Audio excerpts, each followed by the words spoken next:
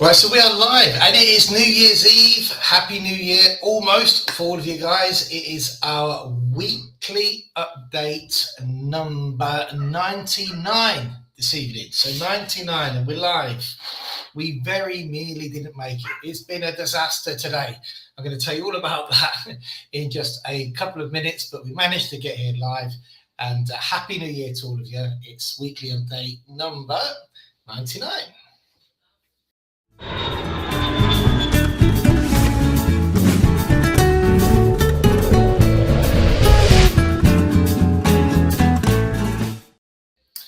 Well, here we are on our weekly update number 99, and what are you doing out there? Give me a message if you're on the live and tell me what you're doing for your New Year's. We should be eating the 12 grapes tonight, shouldn't we? Hey guys, that's what we should be doing. And but here we've had a bit of a last minute change of plan, and let me show you why. So today, brilliant day, we've had a good week, a little bit of work behind the scenes, been doing a few things, but taking it easy because basically on the 2nd we go back to the office and it's going to be full on for 2026. And today I was like, okay, then so I'm going to start. I've got a new desk for this room, so I'm going to put that together, get it in, get the computer set up, which is the start to the new room as it develops. As you can see, I haven't done an awful lot more to the background yet, but you will see that changing as time comes. Then the idea was to have some turkey soup for lunch, have a nice afternoon, and then go out this evening. We had a curry booked at a local restaurant. We're going to go down the curry route, but we were going to go nice and early, 9 o'clock, get in, have our meal, then get a taxi back about 11 o'clock before everybody kicked off with the grapes and everything like that, and do that at home just together and enjoy the new year. And we always stay up as well for the British New Year as well, because we like to celebrate that. And to be fair, when you're watching Spanish TV for the Spanish New Year and you're watching the British TV, BBC or whatever it's on, for the English New Year, the British New Year, the fireworks are an awful lot better in London. I have to say, I do like to watch the fireworks in London. But while the preparations were happening, suddenly Lara was on her way out to go and get some grapes, because I wanted to do some grapes for you guys. I was going to do a countdown to 12 and do the grapes for you in the food section and just celebrate. But then, unfortunately, and she's got back literally 2 minutes ago, this happened. There we go. Very, very badly sprained and swollen ankle.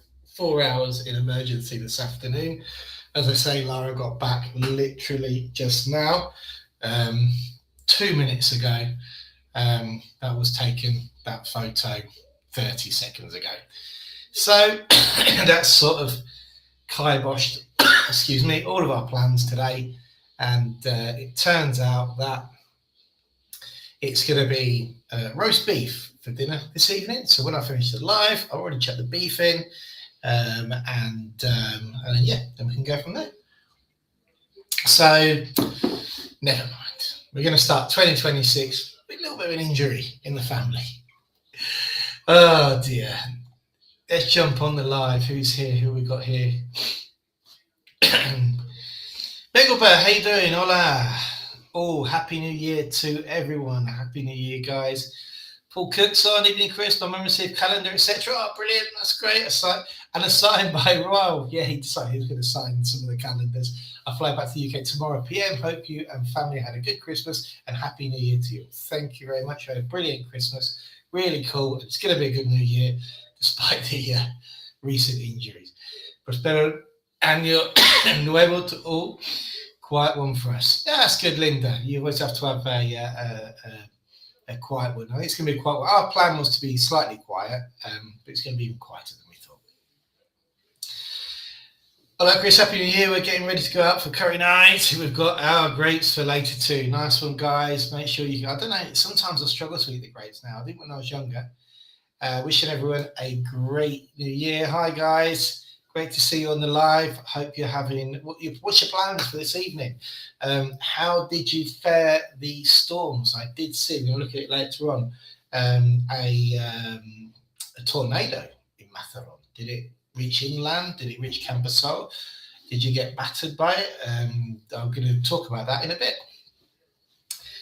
Happy Neil Bacon, hey, how you doing? Happy 2026, Chris and team. And then Kiss say, oh no, Lara, I hope it heals quickly for you. And you're all taking turns with injuries. Yes, we just don't seem to be able to avoid them at the moment. I think it's because we rush around too much. But that said, when I broke my arm, it wasn't because I was rushing, it was because I was relaxing. But yeah, anyway, we'll get over that. That's not a problem. So let me know what you're doing for your New Year's on the live chat, guys. And at the end of the live, we've got a little video to show you, which we put together with a few of the photos which you guys have sent us over the year. And Stewie says, yeah, tornadoes ×3 at the Puerto. Yeah, I saw that. That was quite scary, wasn't it? And lots of damage. Yeah, as well. Yeah, not good. Okay, and so on the residency front, obviously there hasn't been an awful lot going on. Things have really slowed down, thankfully, a little bit over Christmas. I think everybody kind of got the Christmas message. We did get 4 approvals through Malaga for NLV renewals over the period, which we've downloaded today. And we have another 6 notifications, which we're going to download on Monday. The reason, I think I said before, we don't download them now. We always download them before expiry, but when you get a notification from the government, you have 10 days. They're actually 10 natural days, which is different to other requirements that you get from them, where you get the working days. But you have 10 natural days to download the notification. And over the Christmas period during this week, we don't download them just in case they come and ask for anything that we can't provide, like translations, apostilles. Everybody's on holiday. So we push the notifications down the road. We'll open them on Monday when everybody's back to work. And if there is an approval, great, we'll look for the appointment. If there's a request for further documentation, we're in a better position to contact whoever we need to contact to be able to get that. So we've got another, I think it was 6 notifications that we have not answered or opened yet. So we'll get those on Monday. And we've got approvals through for Malaga and one for Granada. This is a strange one for Granada.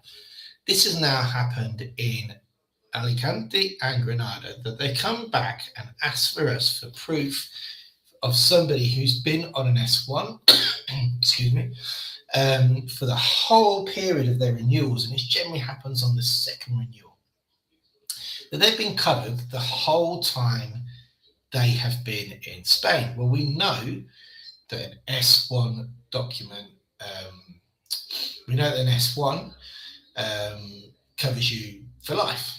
That's basically it. So if you come over on an S1, the process is that you pre-register your S1 to go for your visa. You get a document which proves you pre-registered it, which you print and keep in your paperwork. I still can't shake this cough. It's crazy. Some warmer tea. Try and calm it down. At the moment I talk, it seems to go off. And then when you get to Spain, you first have to register on the Padron and get your TIE card to be able to then finalise the registration of the S1. At which point you get a certificate. Okay, when you get that certificate, you can then go to the doctors and register, and you get your healthcare. When you come to renewal, you can update that certificate and it will be printed and show that you've got continuous healthcare for a certain amount of time. So it normally shows about a year after you get the certificate. When you come to do your 2nd renewal, we download a new certificate. It shows that you're still registered, because the S1 isn't like the private healthcare where you have to continuously renew it every year. It's just you're continuously registered. Okay, so now for some reason we're getting these requests from the government to prove that someone has been continuously registered, and the S1 never received them before. The problem is the certificate that we downloaded on the 1st renewal would have expired a year after download. So there's a gap between the 1st renewal and when you renew it again, because it doesn't ever expire. And we've never had this problem before. So what we've had to do, and luckily all of them have come back approved now, is we show the first registration, the certificate we did for the first renewal, the current certificate we just downloaded. And there's always that year's gap. For that year's gap, we've been using proof of medical appointments. You can go to the Social Security Healthcare, wherever you're registered, or on your app and download the appointments you've attended to. We upload those with the 3 certificates with a letter explaining and referring to the EU law, which dictates the usage of the S1, that it is a state healthcare paid system and only is taken away when you pass away, basically. And so far, they've all come back approved and it's not a problem. Another crazy requirement that we had, which came in just before Christmas, which you've actually just answered today, was for year 1, one of our clients got a requirement from, this was Amaria, asking them to prove that they've been constantly in Spain for 183 days per natural year from the start of their residency since the last renewal, which is normal, but they hadn't had another renewal. They were asking to see they'd been resident in Spain from 2023 and then moved to Spain in late 2024. So we had to submit copies of the visas, basically explain they'd made a mistake on the letter and other proof. So yeah, crazy stuff happening with the renewals going through at the moment. Some are coming through quick, some we've had wait for 4 or 5 months. So the renewals are being a little bit haphazard, but luckily they are eventually all coming through. Okay, and something else I've written down here was this was a question that I had via email, and I thought I'd share it with you to answer it. We have been booking some flights for visits to the UK next year, and I'll be flying late August into early September. Our renewal date is the 9th of September. Will we need to hand in our passports for the renewal? I'm concerned that if I do, I won't get my passport back in time. That is regarding an NLV renewal, and it'll be the first renewal. And no, never at any point, apart from when you go for your new TIE card, where they verify your passport, they take it off you, look at it, scan it, and give it back to you, do you have to be without your passport. Not like the consulate. The consulate take it away. We know they send it back to you with the visa in. When you go through a renewal process, that does not happen, so you don't need to worry about that. Okay then, so that's our residency. Let's move on with something else on this New Year's. And I had plans to have a festive hat and everything. I'm afraid it all went out the window a little bit, but never mind. We're gonna crack on with the next section now.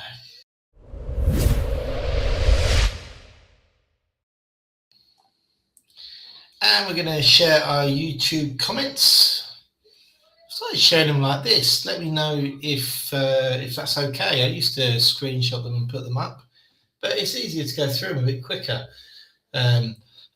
with this, like this. So yeah. So first of all, I've started doing my shorts again over Christmas. See how long they last when we're back at work in the office. But I have my New Year's resolution for YouTube. And let me explain this to you quickly. My New Year's resolution for YouTube is to not be so finicky about it. Just publish. If something comes into my head that I think something's going to be interesting for somebody, just do a short. If you're somewhere, just show. If no one watches, it doesn't matter. Someone might get some gold nugget of information out there. They might enjoy it, they might not. But I used to be since I got the new camera, I was like, because this is stable, it's a better picture, the microphone's better, I have to wait to use that to do shorts and stuff like that. And in the end, it's a click happy world, isn't it? And I stopped doing my videos on a Saturday because I kept scripting them and I wouldn't have time to sit down and do them properly, and then I just wouldn't do them. So like you've seen probably today, when something pops in my head that we need to do, I just stick it out there. So today I put this one out there. This was the emergency line. I was actually sat researching it this morning, scripting a video, so I thought, I'm late on this one. And then I decided that, you know what, why not just go through it with you guys and record a video? So I did. So that's what we have been doing. And so yeah, I'm going to, where am I? Let's get rid of this.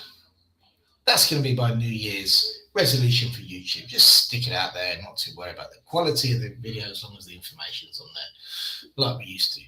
Okay, let's have a look at the comments. So Patrick said this was on Malaga Airport, so I did a short about Malaga Airport. A great comment on there as well from Paddy in Spain.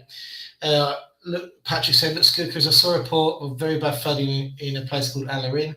There was no mention of De La Torre. Hope you guys are okay. That was Alarin El Grande.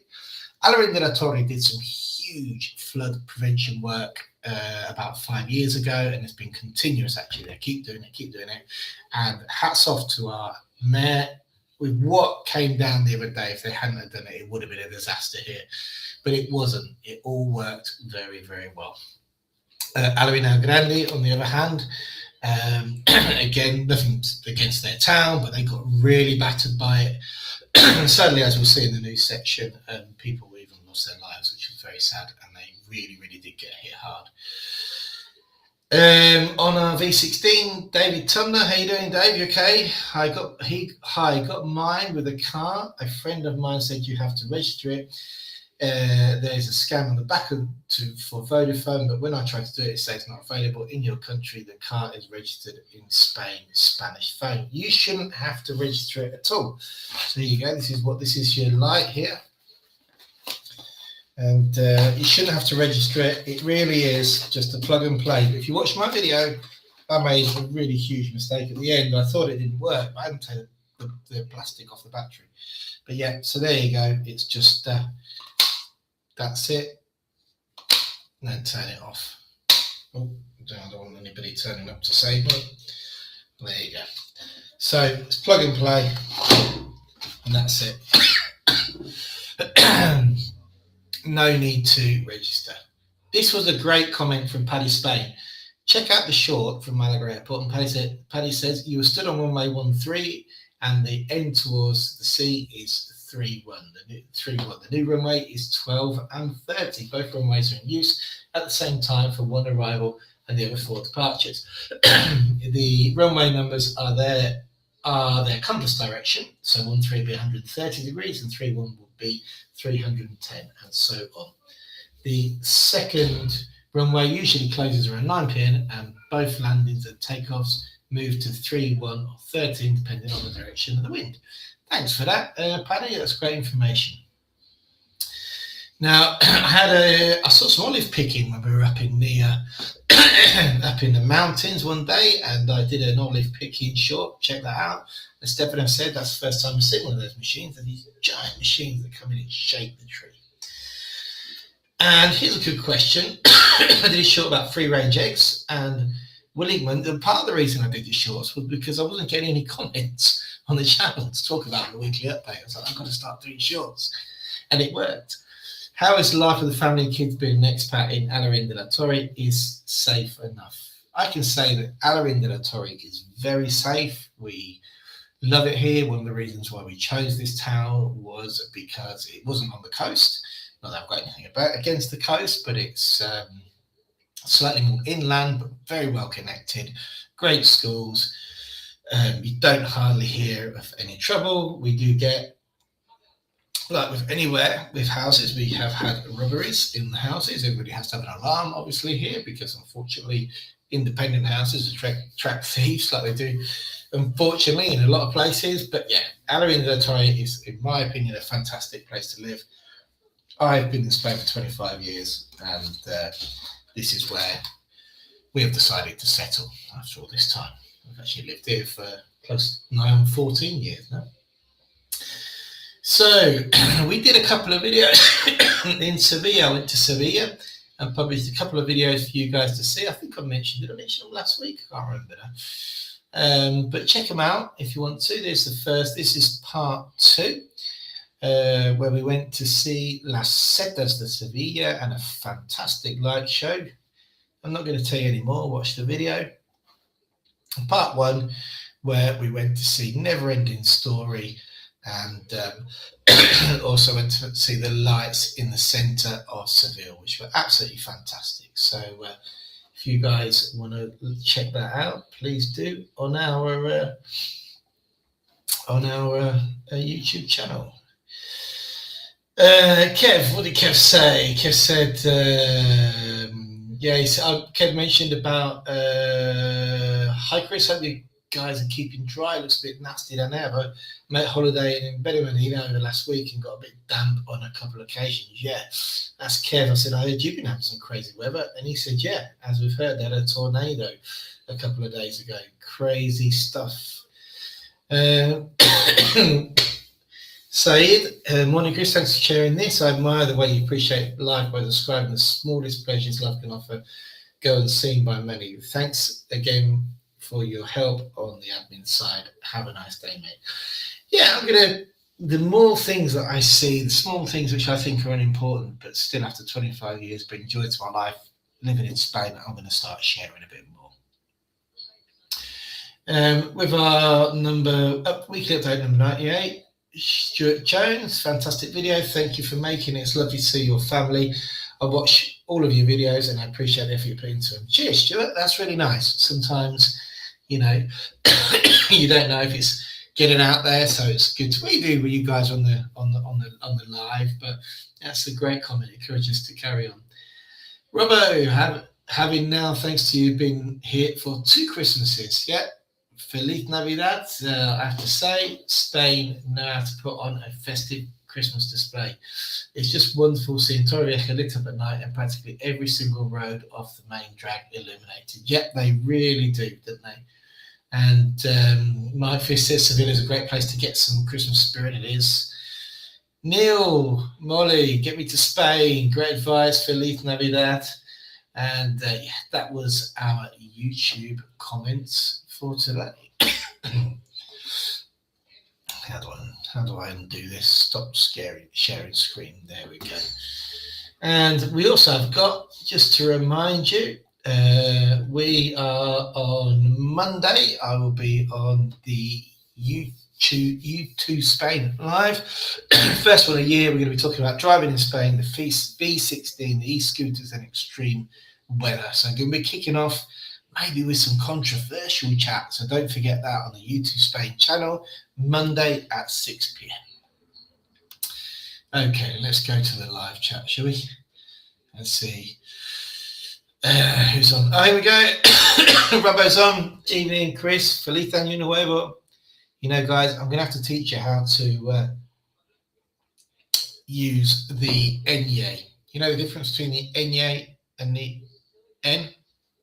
So Ñ is the letter in the Spanish alphabet with an N with a squiggly bit on the top of it, and it's pronounced Ñ. So when you say año, year, you use the Ñ. Because if you don't use the Ñ, ano means anus. So there you go. That should have been a fun Spanish word, shouldn't it? But anybody who hasn't got their keyboard set for typing in Spanish, you won't have the option of using the Ñ. So, for example, I have a Spanish keyboard. Show you here. And the Ñ is there. You see? Now, if you go, I don't know how to type on a British keyboard, to be honest, because, well, I would, but I mean, the Spanish keyboard is different. Because my IT skills were developed in Spain. I didn't have that many before I came to Spain nearly 26 years ago now. And I'm just trying to see if I can show you here on your mobile, if you want to put it into Spanish, you have to click. Oh, you can't see, can you? No, you can't see. Now on a mobile, when you're there's right here, you can't really see what I'm doing. There's a little world symbol next to the spacebar. And if you've got your languages set up correctly on your phone, okay, so you type languages, you can hit that world symbol and you can click between a Spanish keyboard and an English keyboard, which means that the predetermined words, when you're using WhatsApp, for example. So for example, in WhatsApp, I use WhatsApp in both English and in Spanish. And generally, it's between the people who collaborate with us. Not really with clients. We don't use WhatsApp with clients that much. But we do. We refer more to email with our clients. But with WhatsApp's, when you're working with people who are working with us, quick, we've got the group, whatever. And a lot of the time I do the dictation because after I broke my arm, I couldn't type. I was armless, one arm for 3 months nearly. So I learned a lot about dictating, talking to the computer and being able to write that way. And I haven't referred back to the old way. But when I'm dictating in Spanish, I have to hit the little world and use that because then it predetermines the text in Spanish. And if I did it on an English keyboard, it just come out a load of rubbish. But when I'm talking to somebody in English, then I have to hit that little world and stick it to the English keyboard, and then the predetermined text comes out well. So there you go. My advice, get yourself a Spanish keyboard for your computer, because then you'll get used to using the ñ and the accents and stuff like that. I don't really use the accents, the computer corrects that for you, but definitely the ñ is something to learn.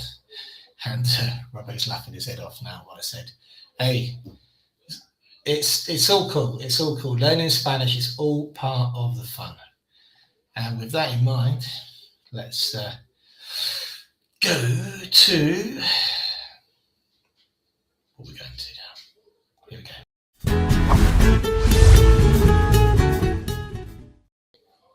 So, fun Spanish word. I've been putting some words up which, a minute. I checked that this was going to work before. Can you believe that? It's not working. And I checked before the program that this was going to work. So let me just try and do something here. Let me try. And I had this all prepared. I had problems with stuff that I download from from Canva, to be honest with you. I don't know why. Don't know why I did it. So talk amongst yourselves for a bit. Let's see if I can get this. I checked this before. So frustrating. So frustrating. Here we go. No, it's not working now. Let me try it from here. Yes, there we go. It's working. So, a vela, V-E-L-A. Vela means a candle. So this time of year, there'll be a lot of people that celebrating, but also people who'll be lighting a candle for maybe people who aren't with us. Sadly, and we lost this year. So I thought this was a good word to use. So, encender una vela. Vela, remember, V is said more like a B in Spanish, to light a candle. But it also means to sail on a boat. So if you've got the big sailing boats, which are the triangular sails, they are also called velas. So you can say las velas del barco. So don't get confused. It's not only is it nautical, it means a candle as well. So here we go. Bengalbert, in WhatsApp, if you press and hold a letter, you can then select the letter with several axes. Oh, can you? Oh, that's good. I didn't know that. I'll just hit the world thing and go for it. Let me hold it. Can't get it to work. I'm going to investigate that. To be fair, I mean, now with the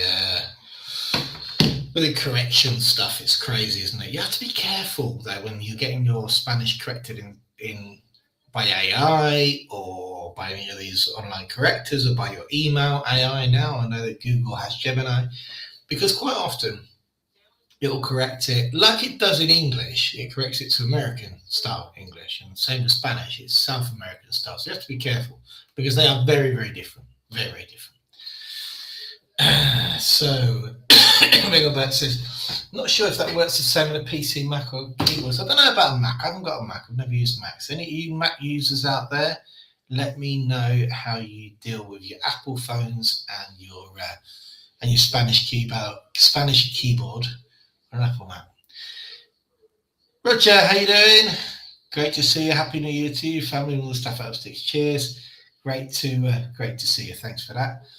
Right, let's move on to the next thing, which was, where are we? Here we go.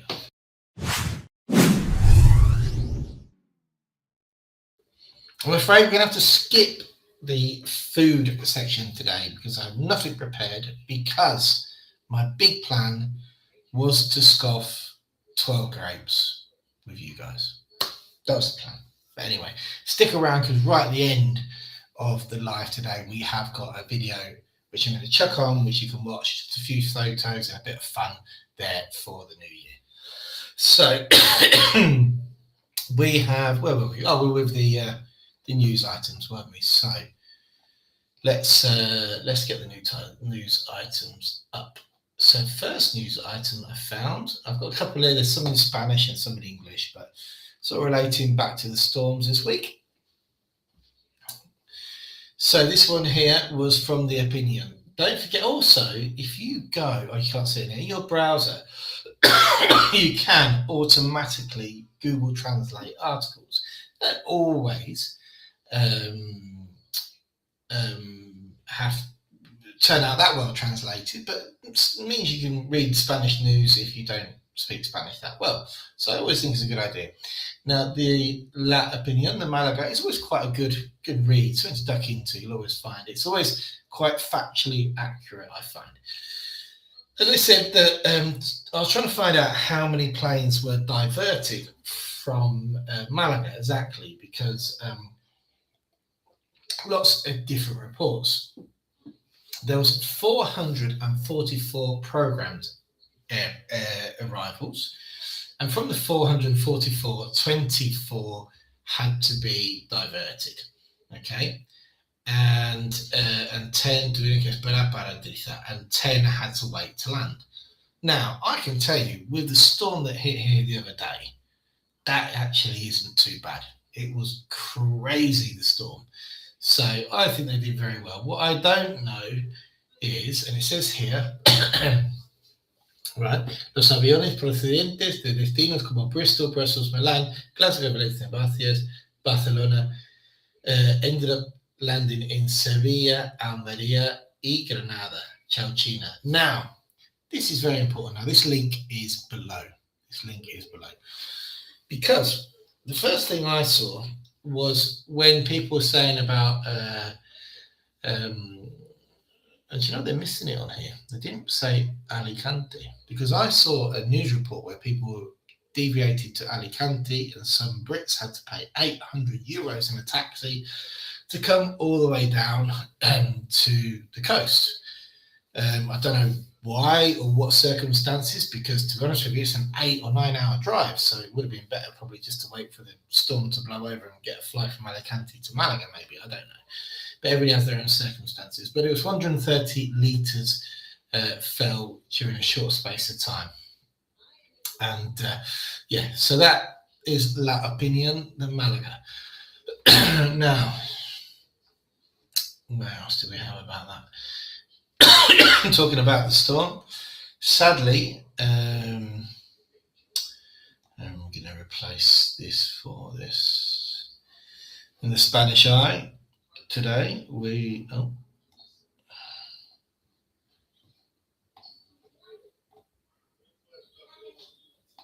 I can get it up. There we go. So, bodies of second flood. So 2 victims. One was a teacher, and one, I think, was a cafe owner. Yeah, it says it there. Sadly, they left in a car from where they were eating in Alorine on the main road. Drove close. Apparently, it was close to here where we live, just down the bottom. Because I'm right on the border of Alorine Grande. So Alorine de la Torre, you've got Laura Golf, and then Alorine Grande. So we're 3 kilometres. And this river runs down the bottom of both. Sadly, they got washed away and lost their lives, along as a motorcyclist did. So 3 people died during the storms. And we did get the, where are we now? The alert on our phones, which I've never, ever, ever seen in Spain before. Now I've seen it 3 times. Once was for the Dana last year, and I haven't got the screenshot of it here. Sorry, no, I haven't got the screenshot of the alert. So very, very sad.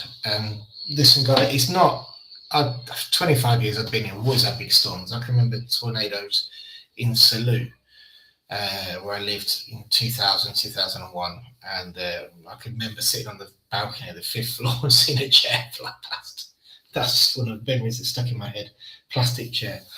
But it does seem to be more frequent now. Obviously, whether, global warming, it's happening, isn't it? I've never seen anything like last year, no, this year as well, extremely hot summers. I think we're going to always have wetter winters. And when the storms hit, they hit. The idea is just don't go out. If you can really help it, just don't go out. It's just don't, even though, we were warned far too late the other night. It was the storm had passed when we got our warning. But check the weather out. You could get caught out. Yeah, that's normal. But just when these storms are coming, check the weather out. See what it says. If it says amber alert, just leave it, stay at home and cancel your plans. Because you never know. They seem to be so, as you guys saw in Mercia, and I'm going to bring this up, they seem to be so localized, don't they, the storms? Literally like the one street down from the other could be in absolute dire straits. And the street where you are is fine. So that's why it's so scary, and that's why just got to stay in. And just want to show you this from Mercy today. And this is what you guys were talking about, the water spouts.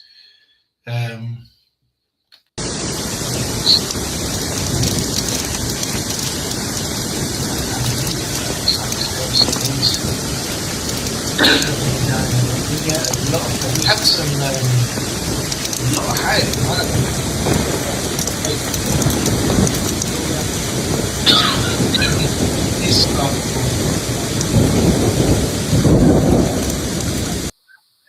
If you want to know a bit more about the Spanish weather. And then there's this article here, which just goes to show you the difference between the British press. Just a lot of this journalism from the local press is really good. They get a lot of information out there, show you a lot of qualifying factors and stuff. And then you get, I know you shouldn't read The Sun, but this popped up on my feed. And it's very sensationalist, isn't it? But it's true, moment water spout tornado smashes into tourist seafront, damaging pleasure boats and sending restaurants furniture flying. Okay, well, pleasure boats, well, they make it sound like, everybody was on a sunny cruise and out of nowhere, threw a pleasure boat full of tourists in the air. And, look at it, look at the video that they got is pretty horrific, to be fair. You can see the tornado there. Whoever was filming that, I'm not surprised they legged it. But yeah, that was the Sun's take, and that is the water spout coming towards the port of Matharon. Very, very scary. Well, of course, very sensationalist. I'm sure it was very, very scary. I don't mean that by... They called it the holiday hotspot. But anytime anything bad happens on the coast, anywhere from Barcelona all the way down to Cadiz, they call it a holiday hotspot. It's always a holiday hotspot. Doesn't matter. British tourist holiday hotspot. Doesn't matter. The whole of the 900 kilometres, when it comes to the Sun and other British press, it's a holiday hotspot when something bad happens. Okay then, and the last thing is I wanted to show you, link to it below. We've already checked my video out. We've got, just have a read of this. The information regarding the new lights, which I showed you before, which we have to have in our cars from 12 o'clock this evening. Okay, so it's all there in the link below. There's some really, that's the list of certified models. I do a big video on it, and here, this is all your frequently asked questions. You can Google Translate all of this, and at the bottom, there's even videos which you can change the subtitles and watch it in Spanish, but read it in English. So links below, check it out. It's well worth. If you've got any questions, the DGT pretty much answer them all on that page, including all the stuff like the conspiracy theory stuff, like, oh, they're only collecting our information and you have to register first. And I think the only conspiracy theory which is actually true is the amount of VAT that the taxman is making off of these. I think they should have been VAT free. If you're obliged to buy something, why isn't it VAT free? I'm going to have to look more into that, but we have to pay VAT on them. They should have been VAT free. And what do families do? Couldn't find any information about families who maybe might not be able to afford one of these at Christmas. You know, they go from between 30 and 50 euros a pop, and albeit that a lot of us might be working, we're very, very fortunate to have work or retired, have pensions or whatever.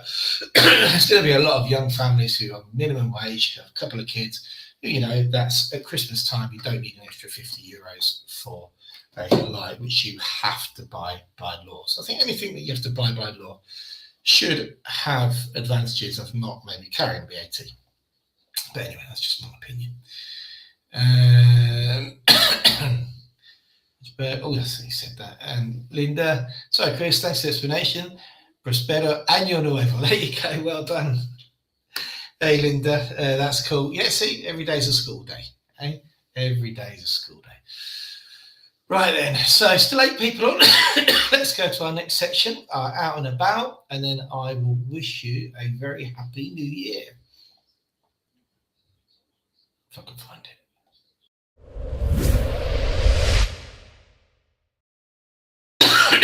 Right, and so out and about, what is happening? Well, our mate Scats is on the loose. Torox Costa on Saturday the 10th, you can see him there. Cafe Bar Olay, and you can also see him at the Rockefeller in Nerja, the 1st of January. And you can also see him here on the 8th, that's 8 until late. That is Scats DJ Leo. Where's that at? On the 3rd, tonight. That's tonight. So if you're still looking for a party tonight with 5-course dinner and unlimited alcohol, I'm not too sure you'll get in right now, 100 euros per person, limited availability, and that is on Villa del Mar in Nerja. I'm sure that's going to be a fantastic night. Scott's still doing his thing, and don't forget, he's still got his stomach bag, waiting for the operation to get reversed. So, yeah, he's doing amazingly well considering that he's still, you know, a year ago he had cancer, and well done, Scats. A couple of things which are happening next year. Let's talk about 2026. Obviously, I only pick out things that I like, but first of all, here in Sevilla, we have Moby. So if you're a Moby fan, he's coming to the Iconica Festival in Sevilla on 7th of July, and fantastic. They have a stage set up for around 2 months in the Plaza de España, and it's just an amazing setting to go and watch a festival. So Moby, if you go to Iconica Festival, you'll see everybody's coming. Robbie Williams coming there as well. Prodigy's coming, a lot of Spanish artists. But this is the one that I think I've picked out that I'll be going to. And here in Figueroa, we have Underworld. For those of you like remember the film Trainspotting, remember that famous song from Trainspotting, now 30 years old almost. I think the actual Born Slippy tune was released in 95, but used in 96 for the Trainspotting film. You can go and see Underworld at the Mare Nostrum, which is the big castle stage, which is set up again for 2 months over summer with lots and lots of different artists. Steve, Dan, Mr. Start Narrow one to the beginning, so say hi and I'll see you in a bit. Cheers, Steve. Great to see you there. Great to see you. And right, so yeah, that's a couple of things which are happening in 2026. Now, out and about, I went out for a walk the other day and I came across these. Any ideas? Are they edible? When you put it into AI, it says, I'm going to tell you now, I don't think I'd bother trying to eat them. They did look edible. They do look like I came across these when it said it said something about a chicken mushroom. I don't know. But yeah, any idea? Was there any guys out there you know a bit better than me? And there's another photo.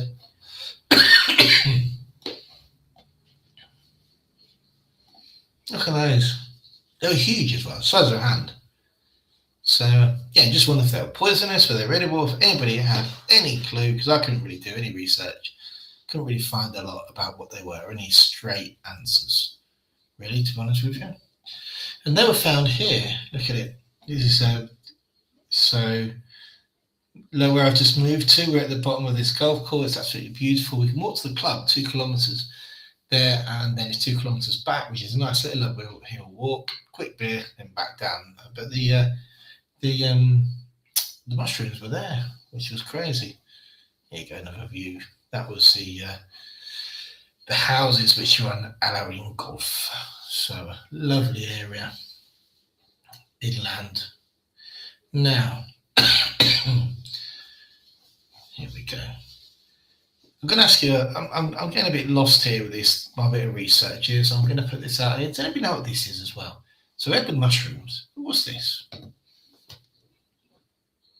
I have no clue. Now, the tree has spikes in it. Now, I thought they were called monkey trees because they're the kind of tree that monkeys can't climb.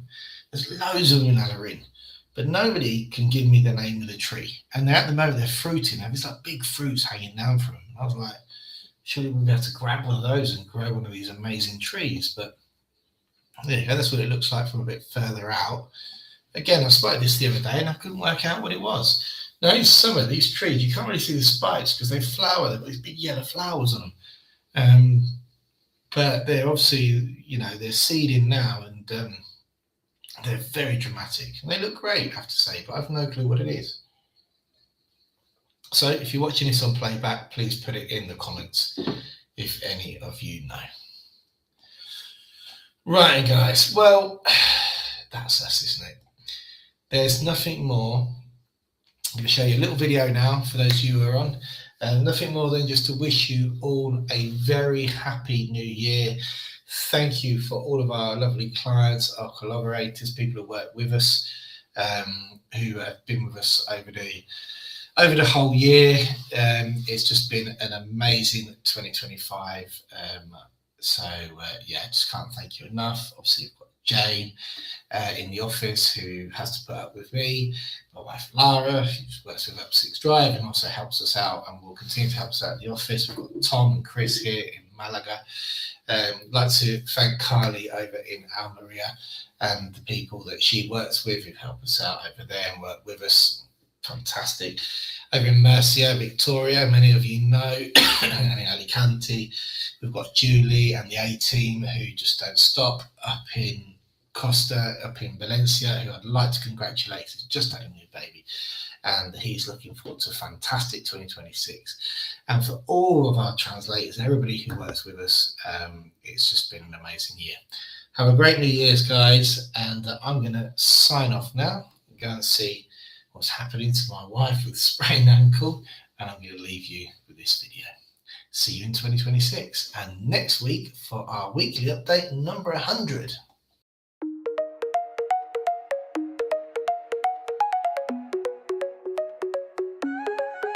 Live your life in the sun, feel that warm embrace. From the Costas to the Sierras, come find your place. Cut through the noise, push away all that weight. With Chris and the team, you'll find your fate.